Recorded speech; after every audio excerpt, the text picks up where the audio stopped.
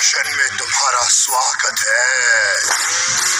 मौत बनकर जाओ और उसके ऊपर चढ़कर उसके खून से भरी खोपड़ियां आरती में ले आओ।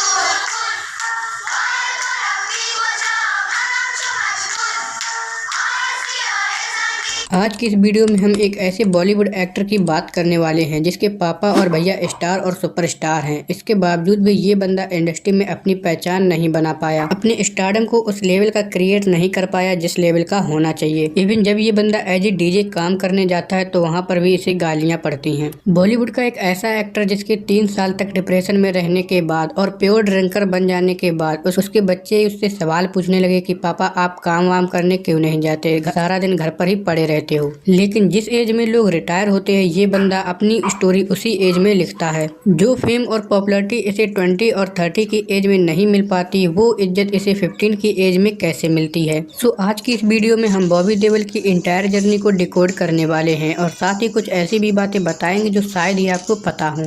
जैसे बादल, गुप्त और सोल्जर जैसी हिट और सुपरहिट मूवीज देने के बाद लोगों ने बॉबी देओल से ज्यादा SRK जैसे आउटसाइडर को क्यों ज्यादा पसंद किया और क्यों आज के टाइम पर बॉलीवुड से ज्यादा साउथ वाले बॉबी देओल को अपनी मूवीज में कास्ट करना चाहते हैं एज ए विलन, और क्यों स्टार्टिंग से हीरो का रोल प्ले करने वाले बॉबी देओल को आज के टाइम पर हीरो से ज्यादा विलन के कैरेक्टर के लिए अप्रोच किया जा रहा है, और फ्यूचर में बॉबी देओल के कौन कौन से प्रोजेक्ट आने वाले हैं। तो देखो, बॉलीवुड के अंदर नेपो किड्स को इंडस्ट्री में लॉन्च तो बड़े धूमधाम से किया जाता है, मतलब इन्हें अपनी डेब्यू फिल्म तो बड़ी आसानी से मिल जाती है, लेकिन इनकी एक्टिंग देखने के बाद ऑडियंस इन्हें इस तरह से इग्नोर करती है जैसे आप बिना टिकट ट्रेवल करने पर TC भाई साहब को करते हो। तो नेपो किड होने की वजह से बॉबी देओल को अपनी डेब्यू फिल्म बरसात में काम करने का मौका तो आसानी से मिल जाता है, लेकिन इस मूवी के डायरेक्टर शेखर कपूर इस मूवी को 27 डेज तक डायरेक्ट करने के बाद हॉलीवुड की फिल्म बैंडिट क्वीन को डायरेक्ट करने चले जाते हैं और धर्मेंद्र जी से कहते हैं कि मैं इस फिल्म को बाद में आकर डायरेक्ट करूंगा। फिर जाकर इस मूवी को डायरेक्ट करते हैं राजकुमार संतोषी।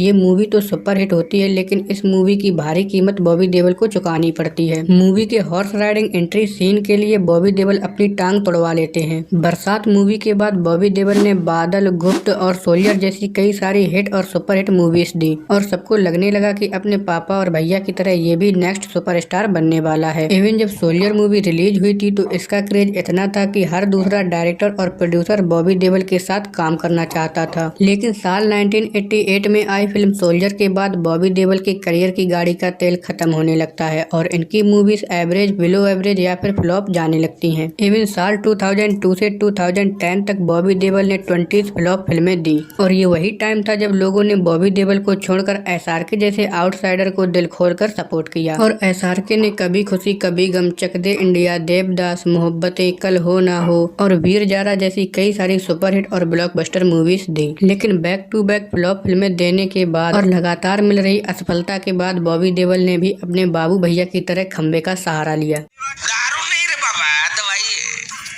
मेरी खोपड़ी में कितना टेंशन है तेरे को मालूम क्या? और ये वही टाइम था जब बॉबी देओल बेरोजगार होकर घर पर ही पड़े रहते थे और उनकी फैमिली भी उनसे काफी ज्यादा परेशान हो चुकी थी। लेकिन एक दिन उनके बेटे ने उनसे पूछ ही लिया कि पापा आप काम वाम करने क्यों नहीं जाते, सारा दिन घर पर ही क्यों पड़े रहते हो। माहौल की मैं अपने बच्चों को मेरे बच्चे मुझे देख रहे हैं, मैं घर पे बैठा हूँ, मेरी वाइफ काम कर रही है और मैं क्यों घर पे रहता हूँ, तो मैंने एकदम से डिसाइड कर दिया कि नहीं। और ये बात सुनने के बाद बॉबी देओल का सारा नशा वहीं पर उतर जाता है और उन्हें रियलाइज होता है कि भाई हमारी वजह से हमारी फैमिली डिस्ट्रॉय होने वाली है। और जब बॉबी देओल कमबैक करने की सोचते हैं तो वो जाते हैं बॉलीवुड के भाईजान यानी कि सलमान खान के पास और उन्होंने ही इन्हें रेस 3 मूवी ऑफर की थी। अब मूवी कैसी भी हो, लेकिन गुमनाम रहने वाले बॉबी देओल एक बार फिर से लोगों की नजरों में आ चुके थे और जहाँ कोविड के टाइम पर बड़े से बड़े स्टार और सुपरस्टार्स ने OTT जैसे प्लेटफॉर्म को यूं ही खाली छोड़ दिया, तो वहीं कोरोना काल के टाइम पर ज्यादातर लोगों ने इन्हीं प्लेटफॉर्म पर अपना टाइम बिताया और इसी चीज का बॉबी देओल ने भरपूर फायदा उठाया इन आश्रम। हाँ, तो अब बात करते हैं कि हीरो का रोल प्ले करने वाले बॉबी देओल को आज के टाइम पर हीरो से ज्यादा विलन के कैरेक्टर ऑफर क्यों हो रहे हैं। तो देखो, जब बॉबी देओल ने अपने पापा और भैया से बिना पूछे ही फर्स्ट टाइम आश्रम में नेगेटिव रोल प्ले किया था, तभी एनिमल मूवी के डायरेक्टर संदीप रेड्डी बांगा को ये समझ आ गया था कि ये बंदा एक अंडररेटेड विलन है और उन्होंने बॉबी देओल को एनिमल मूवी में कास्ट कर लिया एज ए विलन। और एनिमल मूवी से बॉबी देओल को जो फेम मिला है उसकी वजह से आज के टाइम पर साउथ का हर दूसरा डायरेक्टर और प्रोड्यूसर अपनी हर मूवी में बॉबी देओल को एज ए विलन कास्ट करना चाहता है। हाँ, तो अब बात करते हैं कि बॉबी देओल के फ्यूचर में और कौन कौन से प्रोजेक्ट आने वाले हैं। तो कंगुआ मूवी में साउथ के सुपरस्टार सूर्या के साथ काम करने के बाद बॉबी देओल अब विजय थालापति की अपकमिंग फिल्म थालापति 69 में देखने को मिलने वाले हैं, जिसकी स्टार कास्ट अनाउंसमेंट हो चुकी है और हो सकता है कि बॉबी देओल आश्रम 4 में भी देखने को मिले। सो ये थी बॉबी देओल की सडन राइज और उनकी जर्नी की डिटेल वीडियो। बाकी आपको किस एक्टर के बारे में जानना है कमेंट सेक्शन में जरूर बताएं और अगर चैनल पर नए हो तो वीडियो को लाइक और चैनल को सब्सक्राइब करना बिल्कुल ना भूलें। मिलते हैं किसी नेक्स्ट वीडियो में।